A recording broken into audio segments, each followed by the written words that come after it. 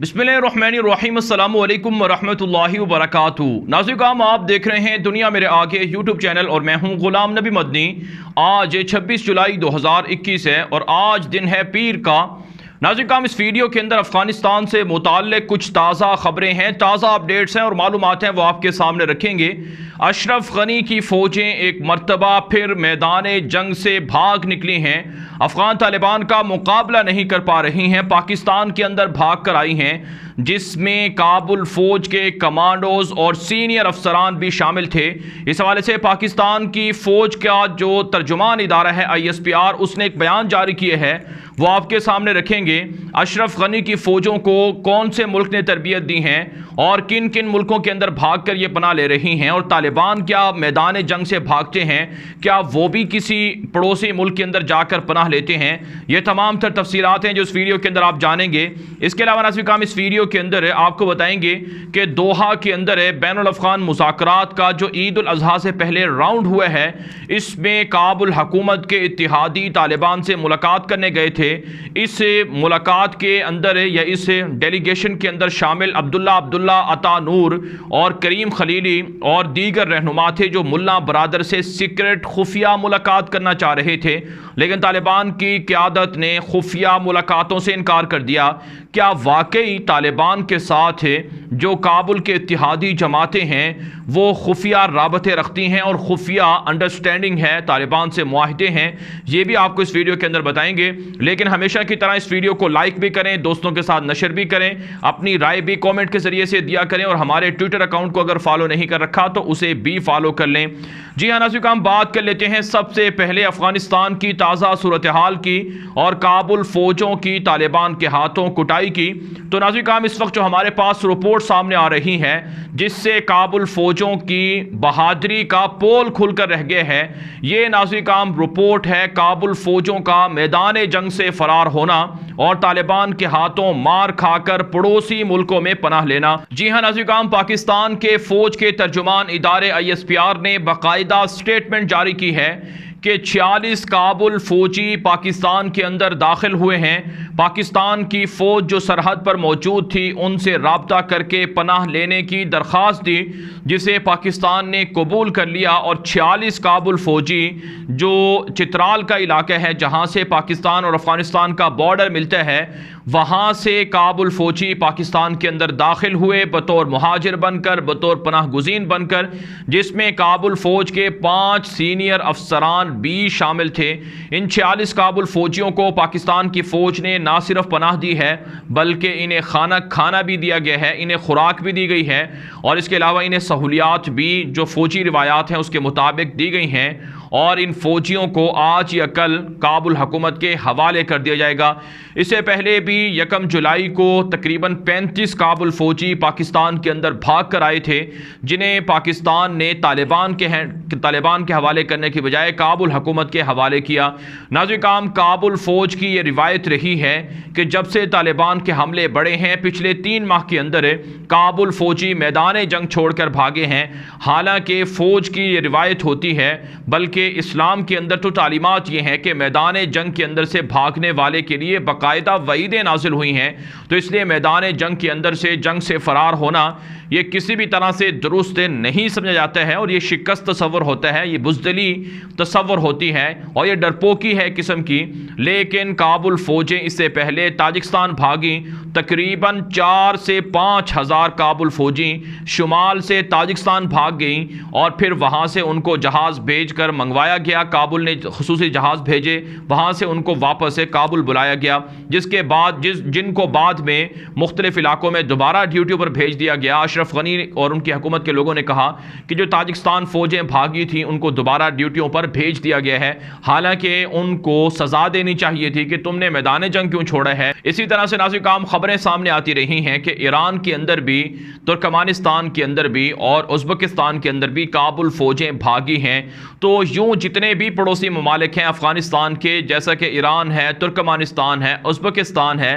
Tajikistan है और पाकिस्तान है, इन सब पड़ोसी मुल्कों के کے اندر کابل فوجیں بھاگ کر فرار ہوئی ہیں، جس سے کابل فوج کی بہادری کا پول کھل جاتا ہے کہ یہ وہ فوج ہے جو طالبان کو شکست دینے نکلی تھی، جو طالبان کا مقابلہ کرنے نکلی تھی، لیکن اس کی حالت یہ ہے کہ یہ بھاگ جاتی ہے، مورچہ چھوڑ جاتی ہے، میدان جنگ سے فرار ہو جاتی ہے اور پاکستان آ جاتی ہے۔ ناظرین کرام، اس سے جہاں کابل فوج کا پول کھلتا ہے، وہیں اس فوج کو تربیت دینے والے جو ان کے ٹرینر تھے ان کا بھی پول کھل جاتا ہے۔ بنیادی طور پر کابل کی فوج کو بھارت نے تیار کیے ہے، بھارت نے ٹریننگ دی ہے، اور اسی طرح سے امریکہ نے اور نیٹو نے کابل فوجیوں کو ٹرین کیے ہے، تربیت دی ہے۔ تو جب دنیا کے 50 ملکوں کی فوجیں طالبان کے سامنے مار کھا کر بھاگ نکلی، میدان جنگ چھوڑ کر چلی گئیں، تو جو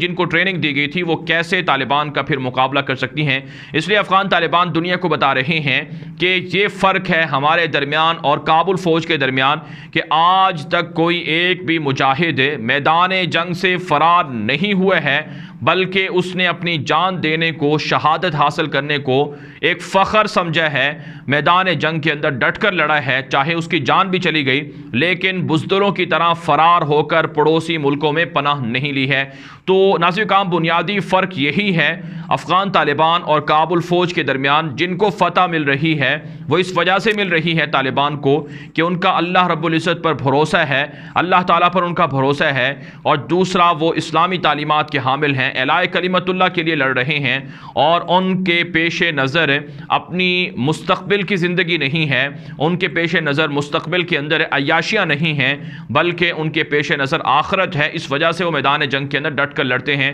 تو بہرحال ناظرین کرام، کابل فوجیوں کو پاکستان نے واپس کر دیے ہے، اور یہ کابل کی کٹھ پتلی حکمرانوں کے منہ پر ایک تماچا بھی ہے، کیونکہ امراللہ صالح جو اشرف غنی کا نائب ہے، نائب صدر ہے، وہ روزانہ پاکستان کی فورسز کو ٹارگٹ کرتا ہے، پاکستان کی آرمی کو گالیاں دیتا ہے، پاکستان کے ISI کو گالیاں دیتا ہے، یہاں تک کہتا ہے کہ GHQ کے اندر طالبان کو بنایا گیا ہے، اور طالبان افغانی نہیں ہے بلکہ یہ پاکستان کے بنائے ہوئے لوگ ہیں، لہٰذا ان کا ہم خاتمہ کریں گے۔ اشرف غنی نے بڑے دھڑلے سے عید الاضحیٰ کے دن دھمکی دی کہ 6 ماہ کے اندر طالبان کا صفایا کر دیں گے۔ اپنے فوجیوں سے خطاب کرتے ہوئے اس نے کہا کہ اگر آپ 6 ماہ تک میرے ساتھ کھڑے رہیں تو میں ایک بھی طالب زندہ نہیں چھوڑوں گا، ان کا خاتمہ کر کے دکھا دوں گا۔ لیکن نتیجہ یہ ہے کہ بزدل فوجی، کٹھ پتلی حکمرانوں کے جو بزدل فوج ہے وہ پاکستان بھاگ آتی ہے، تاجکستان بھاگ جاتی ہے، میدان جنگ سے فرار ہو جاتی ہے۔ لیکن بہرحال پاکستان نے جو اچھا رول پلے کیے ہے، جو حسن سلوک کیے ہے،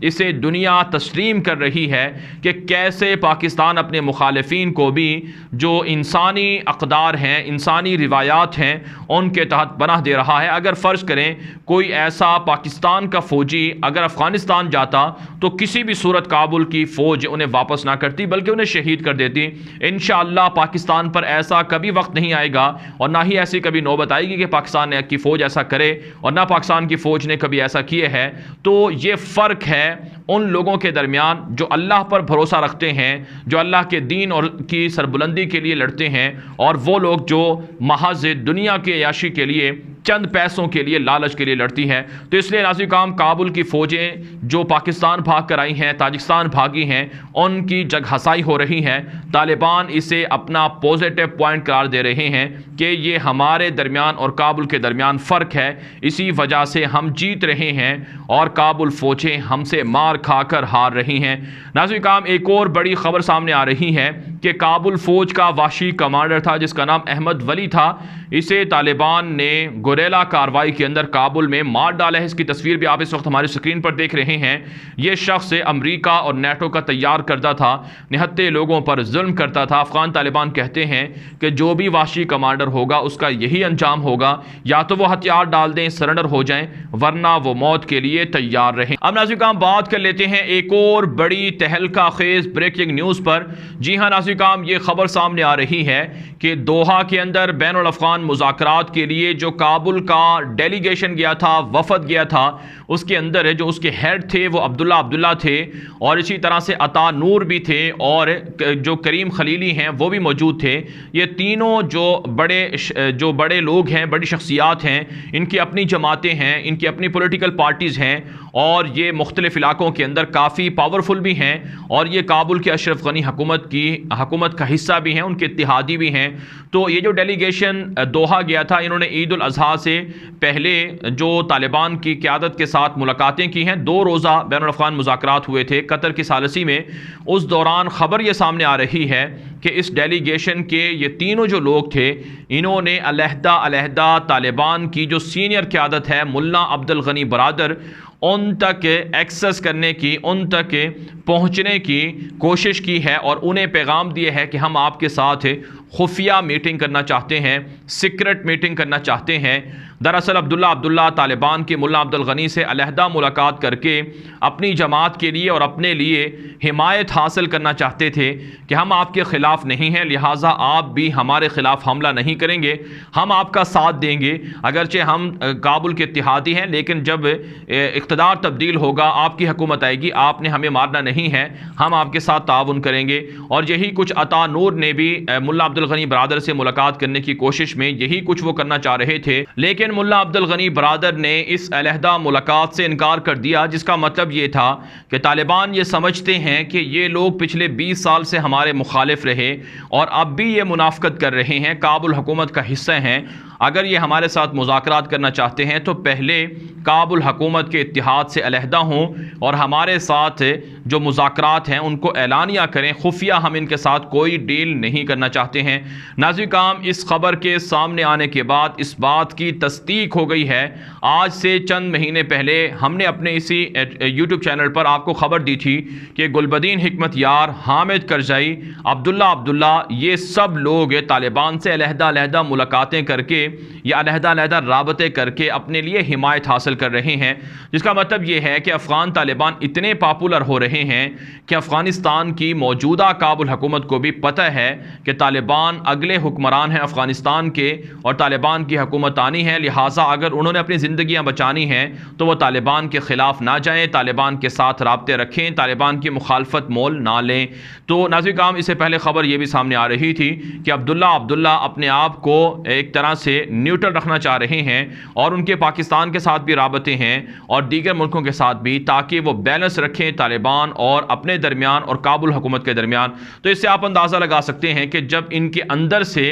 اختلافات ہیں کابل حکومت کے، تو کیسے یہ طالبان کا مقابلہ کر سکتے ہیں۔ اس لیے افغان طالبان کے ذرائع بتاتے ہیں، کابل حکومت کے صحافی بتاتے ہیں، اور افغانستان کے اوپر نظر رکھنے والے جو تجزیہ کار ہیں وہ بھی اس بات کو تسلیم کرتے ہیں کہ افغانستان کے اندر افغان طالبان کی گرفت زیادہ ہے، افغان طالبان مستقبل کے حکمران ہیں، اسلامی امارت کو بحال کر رہے ہیں، اور کابل حکومت کا مستقبل سیاہ ہے، یہ کسی بھی وقت گر سکتی ہے، کسی بھی وقت تباہ ہو سکتی ہے۔ جو مخالفت کرے گا باس نہیں آئے گا، جیسے اشرف غنی ہے تو اس کا حشر ڈاکٹر نجیب جیسا ہو سکتا ہے، جسے 1996 کے اندر طالبان نے پھانسی پر لٹکا دیا تھا کابل کے اندر۔ تو اس لیے افغان طالبان پیغام دے رہے ہیں کہ ہم سے صلح کر لو، ڈیل کر لو، فائدے میں رہو گے، ورنہ سب کے لیے نقصان ہوگا۔ اس ویڈیو کے حوالے سے جو آپ کی رائے ہو کامنٹ کے ذریعے سے ضرور پہنچائیں۔ اب تک کے لیے اتنا ہی، اجازت دیجیے، اللہ حافظ۔